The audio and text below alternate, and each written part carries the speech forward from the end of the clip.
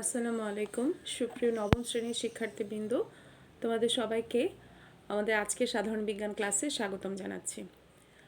আমাদের প্রথম অ্যাসাইনমেন্ট সম্পূর্ণ হয়েছে। দ্বিতীয় যে অ্যাসাইনমেন্টটি আছে, দ্বিতীয় অ্যাসাইনমেন্টটি আশা করি ইতিমধ্যে তোমরা সবাই পেয়ে গিয়েছো। দ্বিতীয় অ্যাসাইনমেন্টে আমাদের আলোচ্য বিষয় হচ্ছে অধ্যায় 7, অম্ল, ক্ষারক এবং লবণের ব্যবহার। অম্ল, ক্ষারক এবং লবণ এই শব্দগুলোর সাথে আমরা মোটামুটি খানিকটা পরিচিত। এই অধ্যায়ে আমরা অম্ল কী এবং এর বৈশিষ্ট্য কী হতে পারে, ক্ষারক কী, ক্ষারের বৈশিষ্ট্য কী, লবণ কী, লবণ কীভাবে তৈরি হয় এবং এর ব্যবহার সম্পর্কে জানব। সেই সাথে অম্লের যদি কোনো প্রকারভেদ থাকে, যেমন প্রকারভেদগুলো জানার চেষ্টা করব, সেই সাথে এর শক্তি মাত্রা সম্পর্কে জানব এবং অ্যাসিডের অপব্যবহারের ফলে কী কী ধরনের শাস্তির ব্যবস্থা রয়েছে এবং এই অপব্যবহারগুলো রোধের জন্য আমাদেরকে কীভাবে কাজ করতে হবে সে সম্পর্কেও একটি ছোট্ট আলোচনা রয়েছে। তাহলে চলো অধ্যায়ের মূল আলোচনায় প্রবেশ করা যাক। আমাদের আজকে আমরা অম্ল সম্পর্কে যদি একটু সাধারণ ধারণাটাকে একটু ঝালাই করে নিই। অম্ল হচ্ছে সেই সকল বস্তুকে আমরা অম্ল বলবো যারা জলীয় দ্রবণে হাইড্রোজেন আয়ন প্রদান করতে পারে এবং যেগুলো টক স্বাদযুক্ত। এবং আরেকটা বিশেষ বৈশিষ্ট্য যেটা লিটমাস পেপারের মাধ্যমে দেখানো হয়, অম্ল নীল লিটমাসকে লাল করে। লিটমাস পেপার দুই ধরনের হয়, একটা হয় নীল লিটমাস পেপার, আরেকটি হচ্ছে লাল লিটমাস পেপার। অম্লের ধর্ম হচ্ছে নীল লিটমাস পেপারকে যদি আমি অ্যাসিডের একটি দ্রবণে ডুবিয়ে রাখি, সেক্ষেত্রে লিটমাস পেপারের কালারটা নীল থেকে লাল হয়ে যাবে। আর বিপরীত যে বৈশিষ্ট্যটা, অর্থাৎ লাল লিটমাস পেপার নীল হয়ে যায়, সেটা হয় ক্ষারের কারণে। তাহলে অ্যাসিডের একটা ছোট্ট সংজ্ঞা কিন্তু আমরা পেয়েছি, যেটা হলো জলীয় দ্রবণে যদি হাইড্রোজেন আয়ন প্রদান করে সেক্ষেত্রে সেটা হলো অ্যাসিড। এখন এই হাইড্রোজেন আয়ন অ্যাসিড থেকে যে বিয়োজিত হচ্ছে, সেই বিয়োজনের জন্য বিভিন্ন ধরনের মাত্রা রয়েছে। অর্থাৎ দেখা যায় কোনো কোনো সময় অ্যাসিডের অণুতে একাধিক হাইড্রোজেন থাকে, সেক্ষেত্রে সেটা ধাপে ধাপে বিয়োজিত হয়। কখনো আবার হাইড্রোজেন আয়ন সম্পূর্ণভাবে বিয়োজিত হয়। এখন যে অ্যাসিডটা সম্পূর্ণভাবে তার হাইড্রোজেন আয়ন জলীয় দ্রবণে দিয়ে দিচ্ছে তাকে আমরা বলবো শক্তিশালী অ্যাসিড, এবং যেই অ্যাসিডটি জলীয় দ্রবণে সম্পূর্ণভাবে বিয়োজিত হচ্ছে না, আংশিকভাবে বিয়োজিত হচ্ছে, তাদেরকে আমরা বলবো দুর্বল অ্যাসিড। তাহলে আমরা সবল এবং দুর্বল অ্যাসিডের মধ্যে একটা সূক্ষ্ম পার্থক্য খুঁজে পেলাম। যদি সবল অ্যাসিড হয় সেটা অবশ্যই জলীয় দ্রবণে সম্পূর্ণভাবে বিয়োজিত হবে, আর যদি দুর্বল অ্যাসিড হয় সেটা জলীয় দ্রবণে আংশিকভাবে বিয়োজিত হবে। এটা হলো এক ধরনের প্রকারভেদ। আরেকটা প্রকারভেদ রয়েছে, যদি আমি অ্যাসিডকে ভাগ করি, সেটাকে ভাগ করা যায় জৈব অ্যাসিড এবং অজৈব অ্যাসিড, বা অজৈব অ্যাসিড বা খনিজ অ্যাসিড, অর্থাৎ খনি থেকে যে অ্যাসিডগুলো আমরা পেয়ে থাকি। তাহলে সেখানে আমরা কিভাবে চিনব? জৈব অ্যাসিডের একটা বৈশিষ্ট্য হলো জৈব অ্যাসিডে অবশ্যই কার্বন এবং হাইড্রোজেন এই দুইটা এবং অন্য যে কোনো মৌল দ্বারা গঠিত একটি অ্যাসিড হতে হবে, তবে কার্বন এবং হাইড্রোজেন থাকতেই হবে। অজৈব অ্যাসিডে কার্বন এবং হাইড্রোজেন থাকবে না, অর্থাৎ কার্বন এখানে থাকছে না। জৈব অ্যাসিড মানেই হচ্ছে কার্বন। একটা জিনিস খেয়াল করো, আমরা বলেছি অ্যাসিডের সংজ্ঞাতেই অ্যাসিড মানেই হচ্ছে জলীয় দ্রবণে হাইড্রোজেন আয়ন বিয়োজিত করবে।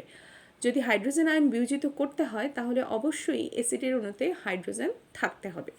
তার মানে অ্যাসিড মানেই হচ্ছে সেই যৌগটার মধ্যে হাইড্রোজেন থাকবে। জৈব অ্যাসিড তখনই হবে যখন এই হাইড্রোজেনের সাথে কার্বনও থাকবে, আর অজৈব অ্যাসিডে এই হাইড্রোজেনের সাথে কার্বন ছাড়া অন্য যে কোনো ধরনের মৌল বা কার্বন সহ অন্য যে কোনো ধরনের মৌল মিলে অজৈব অ্যাসিডটা তৈরি হয়। তাহলে জৈব অ্যাসিডের একটা ছোট্ট সংজ্ঞা পেলাম। যে সকল অ্যাসিডে কার্বন এবং হাইড্রোজেন গঠিত যৌগ থাকে সেটাই হচ্ছে জৈব অ্যাসিড, এবং কার্বন এবং হাইড্রোজেন ছাড়া, কার্বন এবং হাইড্রোজেন, অক্সিজেন, নাইট্রোজেন বা মানে কার্বন হাইড্রোজেনের সাথে অন্য যে কোনো যৌগ মিলে যে ধরনের অ্যাসিডগুলো হয় সেগুলো হচ্ছে অজৈব অ্যাসিড। জৈব অ্যাসিডে অবশ্যই কার্বন এবং হাইড্রোজেন থাকতে হবে। কার্বন এবং হাইড্রোজেন না থাকলে সেক্ষেত্রে সেটাকে আমি জৈব অ্যাসিড ধরবো না, কারণ জৈব অ্যাসিডটা এসেছে জৈব যৌগ থেকে, আর জৈব যৌগের সংজ্ঞাই হচ্ছে কার্বন এবং হাইড্রোজেন দ্বারা গঠিত যৌগসমূহকে বলা হয় জৈব যৌগ। এবার দেখো আমাদের পরিচিত কতগুলো অ্যাসিডের জলীয় দ্রবণে বিয়োজনটা দেখানো হয়েছে। যেমন সালফিউরিক অ্যাসিড। সালফিউরিক অ্যাসিডের অণুতে দুটি হাইড্রোজেন রয়েছে আর একটি সালফেট। দুটি হাইড্রোজেনের মধ্যে একটি হাইড্রোজেন হাইড্রোজেন আয়ন হিসেবে বিয়োজিত হয়েছে, আবার আরেকটি হাইড্রোজেন বাইসালফেট হিসেবে রয়ে গেল। হাইড্রোজেন বাইসালফেটটা পরবর্তী ধাপে গিয়ে শুধু হাইড্রোজেন বাইসালফেটটা বিয়োজিত হয়ে হাইড্রোজেন প্লাস এবং সালফেট তৈরি করবে। হাইড্রোজেন প্লাস এবং সালফেট তৈরি হয়ে গেল। যেহেতু এখানে সালফিউরিক অ্যাসিডের অণুতে 2টি হাইড্রোজেন রয়েছে, অর্থাৎ হাইড্রোজেনের সংখ্যা বেশি, সেক্ষেত্রে সেটা বিয়োজনেও আমরা 2টা হাইড্রোজেন পাচ্ছি অধিক পরিমাণে। অন্য যে কোনো অ্যাসিড থেকে সালফিউরিক অ্যাসিড অনেক বেশি শক্তিশালী অ্যাসিড। হাইড্রোক্লোরিক অ্যাসিডের কথা যদি বলি, হাইড্রোক্লোরিক অ্যাসিডে একটি হাইড্রোজেন রয়েছে, সেটা জলীয় দ্রবণে বিয়োজিত হয়ে H+ এবং ক্লোরাইড মাইনাস আয়ন তৈরি করছে। ঠিক তেমনিভাবে নাইট্রিক অ্যাসিড H+ এবং নাইট্রেট আয়ন তৈরি করছে। তাহলে আমরা দেখলাম যে অম্লসমূহ জলীয় দ্রবণে তাদের হাইড্রোজেন আয়ন প্রদান করে এবং এই হাইড্রোজেন আয়নটা সম্পূর্ণভাবে বিয়োজিত হওয়া এবং আংশিকভাবে বিয়োজিত হওয়ার ভিত্তি করে আমরা দুর্বল অ্যাসিড এবং সবল অ্যাসিডকে চিহ্নিত করতে পারবো। এবার তোমাদের বইয়ে একটু খেয়াল করবে দুর্বল অ্যাসিড এবং সবল অ্যাসিডের কতগুলো নাম দেওয়া আছে। আমরা একটু নামগুলো পড়ব। খেয়াল করো, এখানে দুর্বল এবং সবল অ্যাসিডগুলোকে চিহ্নিত করা হয়েছে।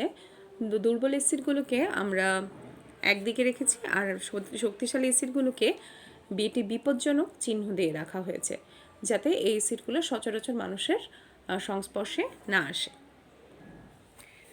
তাহলে কোনো পাত্রে যখন অ্যাসিড রাখা থাকবে, অবশ্যই দেখবে সেই পাত্রে সবসময় এই বিপজ্জনক চিহ্নটি দেওয়া আছে। এই চিহ্নটি দ্বারা বোঝানো হচ্ছে ডেঞ্জার। এই hydrochloric acid, nitric acid, sulphuric অ্যাসিডকে আমরা বলছি শক্তিশালী অ্যাসিড। আর acetic acid, oxalic acid, citric acid এরা এতটা শক্তিশালী নয়, তবে আমাদেরকে উচিত অ্যাসিড থেকে যতটা সম্ভব সাবধান থাকা যায়। এবার আসো আমরা যদি একটু বইয়ের অ্যাসিডের নামগুলো যদি একটু খেয়াল করি। দুর্বল অ্যাসিডের নামের মধ্যে রয়েছে acetic acid, citric acid, oxalic acid. শক্তিশালী অ্যাসিডে সালফিউরিক অ্যাসিড, নাইট্রিক অ্যাসিড এবং হাইড্রোক্লোরিক অ্যাসিড। অ্যাসিটিক অ্যাসিডের সংকেতটা দেখো CH3COOH।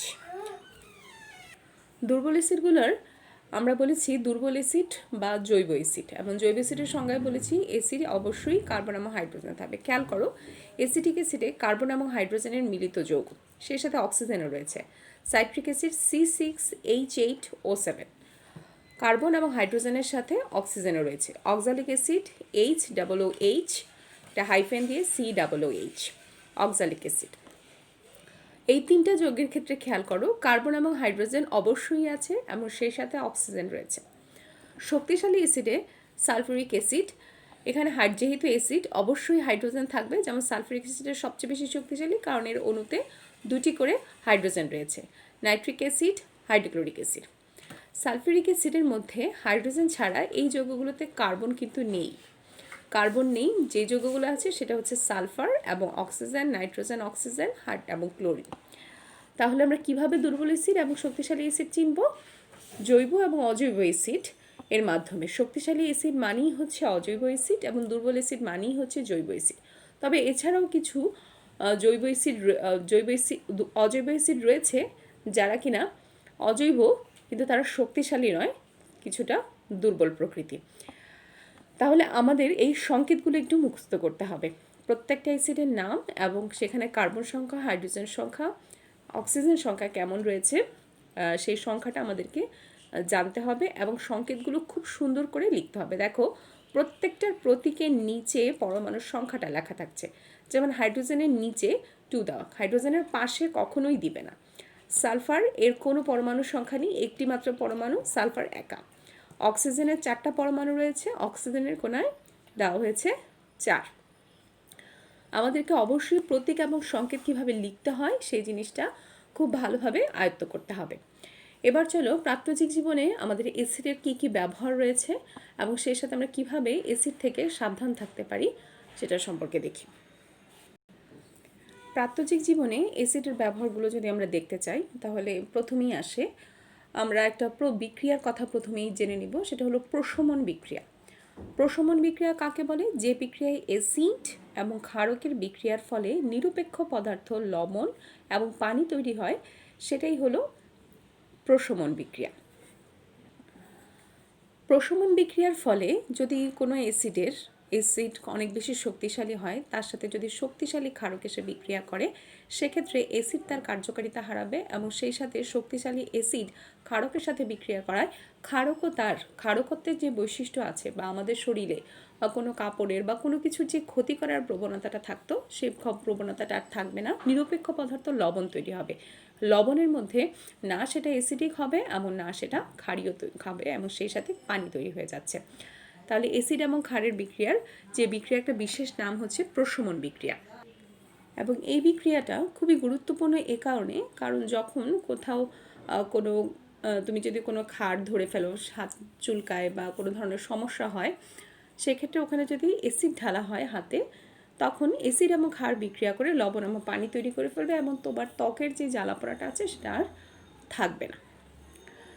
আমাদের বইয়ে যে প্রাত্যহিক জীবনের যে অংশগুলোর কথা বলা হয়েছে, আমরা যদি একটু দেখি, সেটা হচ্ছে যেমন বিচ্ছু বা বোলতা।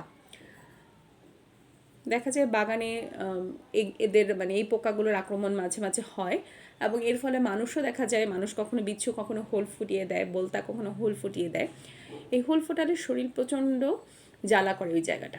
কেন জ্বালা করে? সেখানে ক্ষারক জাতীয়, কারণ তাদের হুলে এমন একটা জিনিস থাকে, সেটা হলো হিস্টামিন। হিস্টামিন হলো এক ধরনের ক্ষার, যেটা সাধারণত বোলতা এবং বিচ্ছুর হুলে থাকে, যেটা ফোটালে প্রচণ্ড জ্বালা করে। এই অবস্থা থেকে এই জ্বালাটা যদি নিবারণ করতে হয়, সেক্ষেত্রে আমাকে কিছু মলম ব্যবহার করতে হবে এবং সেই মলমে দেখা যায় বেকিং সোডা বা ভিনেগার, যেগুলো অ্যাসিড বা অ্যাসিড জাতীয়, ওইগুলো ব্যবহার করা হয়। কেন ব্যবহার করা হয়? যাতে আমার যে ক্ষার হিস্টামিন ক্ষারকের কারণে যে কারণে জ্বালা করছে, সেখানে যদি অ্যাসিড জাতীয় কোনো মলম লাগিয়ে দেওয়া হয়, সেক্ষেত্রে লবণ পানির মতো নিরপেক্ষ পদার্থ তৈরি হয় এবং আমার শরীরে তখন আমি আরাম বোধ করি।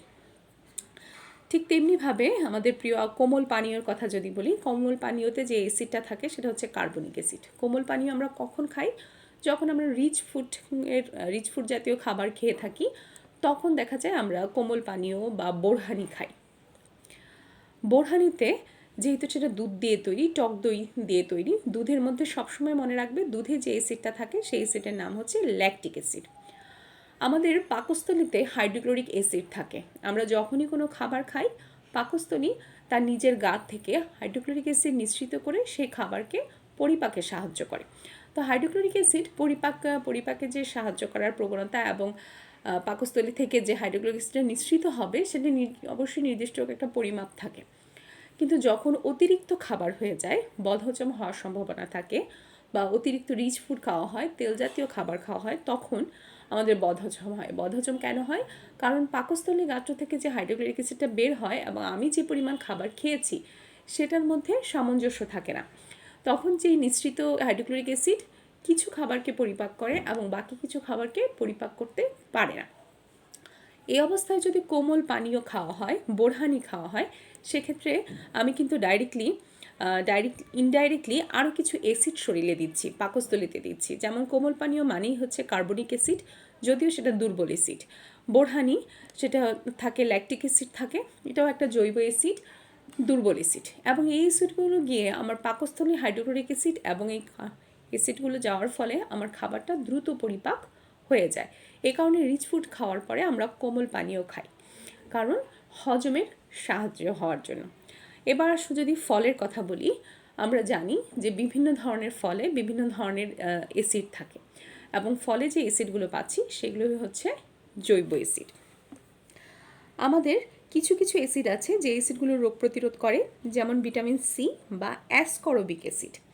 তোমরা নিশ্চয়ই জানো ভিটামিন সি ক্ষত সারাতে খুব ভালো হিসেবে কাজ করে। হাত পা কেটে গেলে বা বড় ধরনের কোনো ক্ষত হলে দেখবে সবসময় তোমাকে সাজেস্ট করা হবে টক জাতীয় জিনিস খাওয়ার জন্য, কারণ টক জাতীয় জিনিস খেলে তুমি ভিটামিন সি পাবে এবং ভিটামিন সি এর কাজই হলো ক্ষত সারানোর কাজ।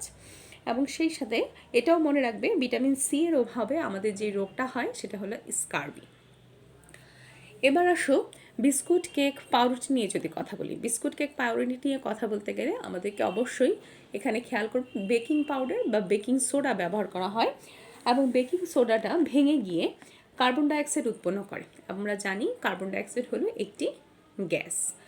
তো দেখা যায় যখন পাউরুটিতে বেকিং পাউডার বা বেকিং সোডা ব্যবহার করা হয়, সেখানে বিক্রিয়ার মাধ্যমে বিক্রিয়া শেষে কার্বন ডাইঅক্সাইড তৈরি হয় এবং সেই কার্বন ডাইঅক্সাইডটা চলে যাওয়ার সময়, বের হয়ে যাওয়ার সময় পাউরুটিকে, কেক, বিস্কুটগুলোকে ফুলিয়ে দিয়ে যায় এবং এটা বাষ্প যেহেতু গ্যাস, সেটা উপরের দিকে চলে যায়। এবং দেখবে ওভেনে যখন কেক ঢোকানো হয়, কেকটা তুমি একদম সমান করে দিয়েছো, কিন্তু কেকটা যখন বের করা হয় তখন দেখবে এর উপরের জায়গাটা একটু উঁচু হয়ে একটু ফুটোর মতো রয়েছে। এই ফুটোটা দিয়েই কার্বন ডাইঅক্সাইড গ্যাস যেটা তৈরি হয়েছিল সেটা কেকটাকে ফুলিয়ে দিয়ে তারপর এই গ্যাসটা উপর দিয়ে বের হয়ে যায়। এ কারণে কেক, বিস্কুট, পাউরুটিতে আমরা বেকিং সোডা ব্যবহার করি। এরপর আমার আসো টয়লেট ক্লিনার হিসেবে আমরা যেই জিনিসগুলো ব্যবহার করি, এর মধ্যে মূল উপাদান হিসেবে সাধারণত থাকে শক্তিশালী অ্যাসিড, যেমন hydrochloric acid, nitric acid, sulphuric acid. তারপর আমাদের যে বাসা বাড়িতে আইপিএসের জন্য যে ব্যাটারি বা গাড়ি চালানোর জন্য যে ব্যাটারিগুলো আমরা ব্যবহার করি, সেই ব্যাটারিগুলোতে সালফিউরিক অ্যাসিড থাকে এবং এটা খুবই অত্যাবশ্যক একটা উপাদান, সালফিউরিক অ্যাসিড। তারপর রয়েছে মাটি, আমরা ফসল উৎপাদনের জন্য।